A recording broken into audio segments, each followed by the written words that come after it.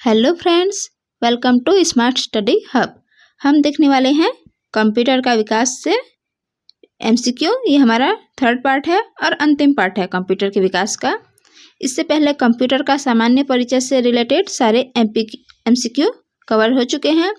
आज ये third part है। कल से हम देखेंगे इनपुट डिवाइस और आउटपुट डिवाइस से रिलेटेड क्वेश्चन। तो चलिए शुरू करते हैं आज के क्वेश्चंस।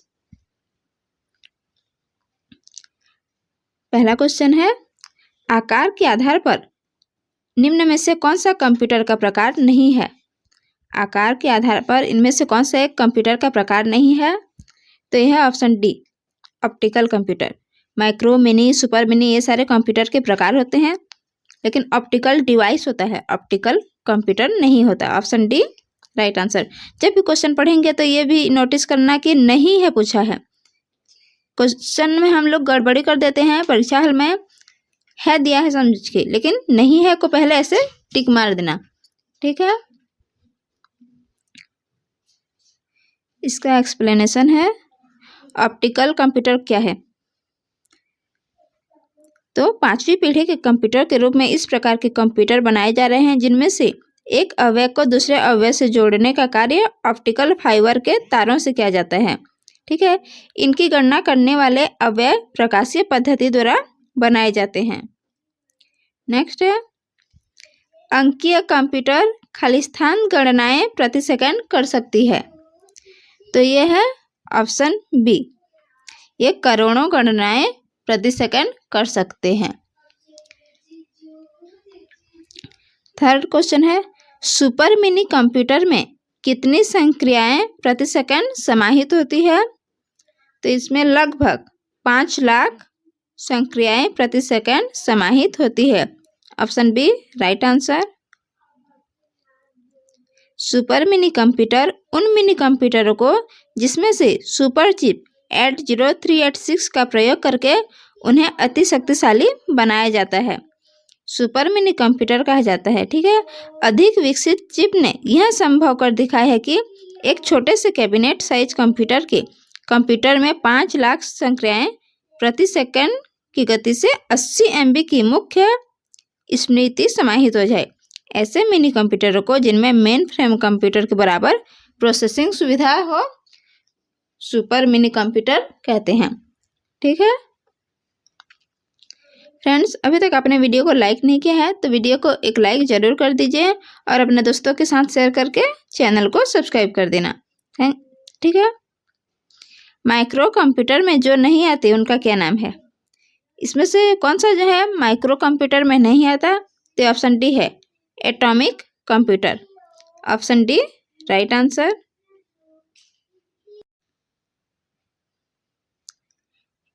एटॉमिक कंप्यूटर क्या होता है। तो ये कार्नेगी विश्वविद्यालय में ऐसे परमाणविक कंप्यूटर अनुसंधान पर कार्य जारी है, खास प्रोटॉनों के परमाणुओं को एकीकृत परिपथ में बदल दे और कंप्यूटर को इतनी अधिक स्मृति प्रदान करे कि ऐसा कंप्यूटर आज के कंप्यूटर से 10 गुना अधिक क्षमता वाला हो जाए, 10 गुना ज़्यादा स्पेशल काम करे, ठीक है।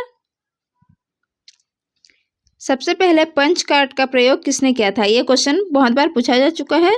सबसे पहले पंच कार्ड का प्रयोग किसने किया था। तो यह है जोसेफ मैरी।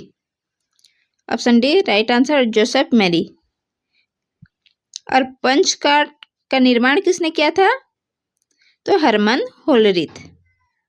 हरमन होलरिथ ने पंच कार्ड बनाया था और सर्वाधिक बार प्रयोग किया था जोसेफ मैरी ने, ठीक है। अगला है, निम्न में से किसे कंप्यूटर का पितामह कहा जाता है या कंप्यूटर का फादर कहा जाता है। तो easy question, option B Charles Babbage को कंप्यूटर का पिता कहा जाता है। चार्ल्स बेबेज एक अंग्रेजी बहुश्रुत थे, अंग्रेजी के ज्ञाता थे। उसके साथ ही एक गणितज्ञ, दार्शनिक, आविष्कारक और यांत्रिक इंजीनियर थे जो वर्तमान में सबसे अच्छे कंप्यूटर प्रोग्राम की अवधारणा के उद्भव के लिए माने जाते हैं, ठीक है। नेक्स्ट है, कंप्यूटर के विकास में सर्वाधिक योगदान किसका है। तो ये है von Neumann. Option D right answer. Charles Babbage मत मार देना, उन्हें कंप्यूटर के पिता के रूप में जाना जाता है, लेकिन सर्वाधिक योगदान था वॉन न्यूमैन का। वॉन न्यूमैन जो है, इनका जन्म 28 दिसंबर 1903 को हुआ था और इनकी मृत्यु हुई थी 8 फरवरी 1957 को। ये एक महान हंगेरियाई गणितज्ञ थे। जॉन वॉन न्यूमैन एक महान साइंटिस्ट थे। आधुनिक कंप्यूटर के विकास में इनका सर्वाधिक योगदान है। ये क्वेश्चन भी पूछा जा चुका है। प्रथम अंकीय कंप्यूटर के ब्लूप्रिंट के विकास में सर्वाधिक योगदान किसका है? तो यह है Charles Babbage. Option B right answer. अगला है, सर्वप्रथम आधुनिक कंप्यूटर की खोज कब हुई थी? तो ये हुई थी 1946। 1946 ज़्यादातर दिया रहता है, लेकिन आप क्वेश्चन में 1946 के आसपास जो रहेगा उसको देंगे, अगर 1946 ऑप्शन में ना रहे तो। ठीक है, 1946 कंप्यूटर का आविष्कार किया गया था ऐसा माना जाता है, क्योंकि सबसे पहले प्रोग्रामेबल कंप्यूटर डिजाइन तैयार किया गया था। उस समय सबसे पहले प्रोग्रामेबल कंप्यूटर डिजाइन तैयार किया गया था। आईसी चिप का आविष्कार किसने किया था? ये पिछले पार्ट में हमने देखा है किसने किया था आईसी चिप का निर्माण। तो जे.एस. किल्बी ने। जे.एस. किल्बी ने आईसी चिप का निर्माण किया था। अगला है, सबसे पहले सिलिकॉन चिप का आविष्कार का श्रेय American electrical engineer Jack Kilby और रॉबर्ट नॉइस को दिया जाता है। इन्होंने 1961 में सिलिकॉन चिप का इनोवेशन करके कंप्यूटर के विकास की गति को तेज किया था। ठीक है, आईसी चिप पर किसकी परत लगी होती है? आईसी चिप पर किसकी परत लगी होती है? तो ये सिलिकॉन की। याद रखना, सिलिकॉन की परत लगी होती है।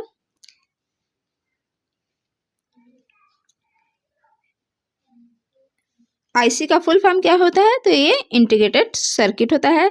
आईसी पर सिलिकॉन की परत होती है। सिलिकॉन एक रासायनिक तत्व होते हैं और यह पृथ्वी पर ऑक्सीजन के बाद सबसे अधिक मात्रा में पाया जाने वाला तत्व है। पृथ्वी पर सबसे अधिक पाया जाता है ऑक्सीजन, उसके बाद पाया जाता है सिलिकॉन। याद रखना, सिलिकॉन के यौगिक इलेक्ट्रॉनिक अवयव, साबुन, शीशे, कंप्यूटर चिप्स में इस्तेमाल किए जाते हैं। सिलिकॉन की खोज 1824 में स्वीडन के रसायन शास्त्री जोन्स जकब ब्रजेलियस ने की थी।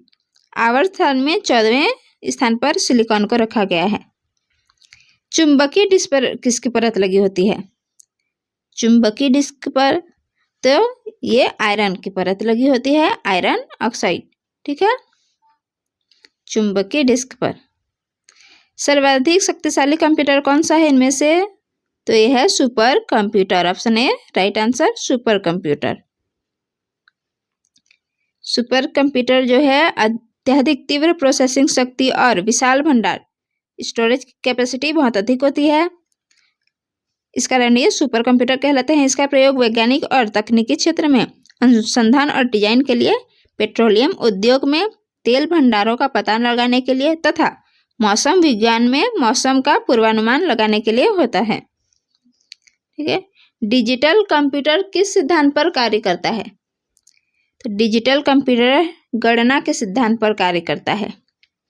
Option A right answer, digital computer गणना के सिद्धांत पर कार्य करता है। डिजिटल कंप्यूटर गणना के सिद्धांत पर कार्य करता है। विश्व का सर्वप्रथम या प्रथम इलेक्ट्रॉनिक डिजिटल कंप्यूटर था ENIAC। ये प्रथम इलेक्ट्रॉनिक डिजिटल कंप्यूटर था ENIAC। ENIAC का फुल फॉर्म क्या होता है? Electronic numerical integrator and calculator. ENIAC, EDVAC ये सब का मैं बताऊंगी फुल फॉर्म। इसका आविष्कार 1946 में अमेरिका के वैज्ञानिक JP एकर्ट। आप सिर्फ सरनेम याद रखेंगे तो भी चल जाएगा, एकर्ट भी कह सकते हैं। JP एकर्ट और जॉन मोचली ने किया था ENIAC का आविष्कार। किस लिए? तो ये सामान्य कार्य के लिए इसका प्रयोग किया जाता है। सुपर कंप्यूटर अन्य कंप्यूटर से किस प्रकार भिन्न होते हैं? तो ये होते हैं, इनकी मेमोरी कैपेसिटी बहुत अधिक होती है और परिकलन क्षमता भी। तो ऑप्शन सी राइट आंसर। आधुनिक डिजिटल कंप्यूटर में किस पद्धति का उपयोग किया जाता है? आधुनिक डिजिटल पद्धति में किस प्रकार के कंप्यूटर का उपयोग किया जाता है? तो ये किस प्रकार की पद्धति? तो द्विआधारी पद्धति। या बाइनरी सिस्टम का प्रयोग किया जाता है। Option A right answer.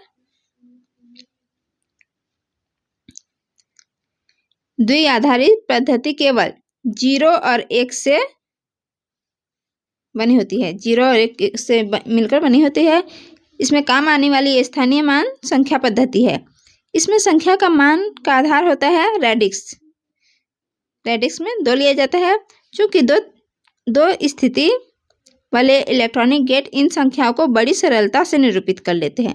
इस कारण कंप्यूटर के हार्डवेयर एवं सॉफ्टवेयर में इस पद्धति का बहुतायत प्रयोग होता है। ठीक है, अगला है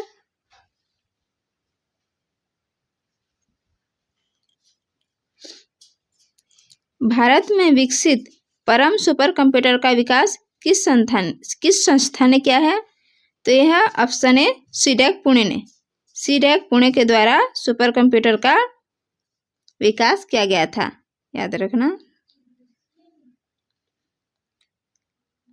भारत में सीडैक द्वारा सुपर कंप्यूटर विकसित किया गया था। पहला सुपर कंप्यूटर था परम। भारत सुपर कंप्यूटर में विकसित करने वाला 5वां देश बना था। सुपर कंप्यूटर विकसित करने वाला 5वां देश बना था। इसके पहले और कौन कौन से देश हैं जो सुपर कंप्यूटर का निर्माण कर चुके हैं? तो अमेरिका, जापान, इजराइल, चीन, और हम भारत थे 5वें नंबर के। आईसी चिप का आविष्कार किस पीढ़ी से हुआ है? तो यह 3rd जनरेशन से। Option C right answer. तीसरी पीढ़ी से आईसी चिप का आविष्कार शुरू हो गया था। अगला है आईसी का फुल फॉर्म होता है इंटीग्रेटेड सर्किट, जिसे हिंदी में एकीकृत परिपथ कहते हैं।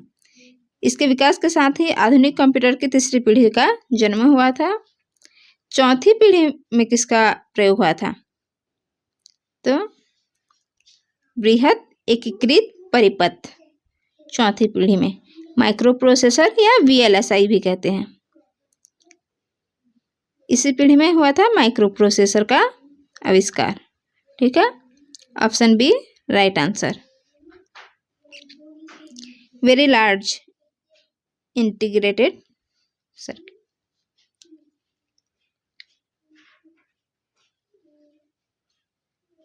बीसवां क्वेश्चन है, एक छोटे सिलिकॉन चिप पर ट्रांजिस्टरों और अन्य इलेक्ट्रॉनिक उपकरणों के पूर्ण इलेक्ट्रॉनिक सर्किट को क्या कहते हैं? इसे क्या कहते हैं? तो आईसी कहते हैं इसी को, इलेक्ट्रॉनिक सर्किट। एक छोटे सिलिकॉन चिप पर कहा जाता है। सिलिकॉन जहाँ आएगा वहाँ आईसी आएगा, याद रखना। सिलिकॉन से बनी होती है आईसी चिप। जहाँ सिलिकॉन शब्द आएगा वहाँ आईसी भी आएगा, याद रखना। ठीक है, 21वां क्वेश्चन है, कौन सा डिवाइस हाथ पकड़ ऑपरेटिंग प्रणाली का इस्तेमाल करती है? हाथ पकड़ ऑपरेटिंग प्रणाली का इस्तेमाल करती है। तो ये पीडी है, पीडीए। ऑप्शन है राइट आंसर। अंतिम क्वेश्चन है ये आज का, कोई कंप्यूटर एनालॉग डाटा को पहचानने और समझने के लिए इसे क्या किया जाता है? किसी भी कंप्यूटर के एनालॉग डाटा को पहचानने और समझने के लिए इसे क्या किया जाता है? क्या किया जाना आवश्यक होता है? इसे डिकोड करना आवश्यक होता है। Option C right answer. इसे डिकोड किया जाता है किसी भी कंप्यूटर को समझने के लिए। फ्रेंड्स, आज के सारे क्वेश्चन कंप्लीट होते हैं। ये कंप्यूटर का विकास से रिलेटेड जितने भी क्वेश्चन थे मैंने करा दिया है। आगे हम देखेंगे इनपुट डिवाइस और आउटपुट डिवाइस। फ्रेंड्स, वीडियो पसंद आए तो वीडियो को लाइक करके चैनल को सब्सक्राइब कर दें।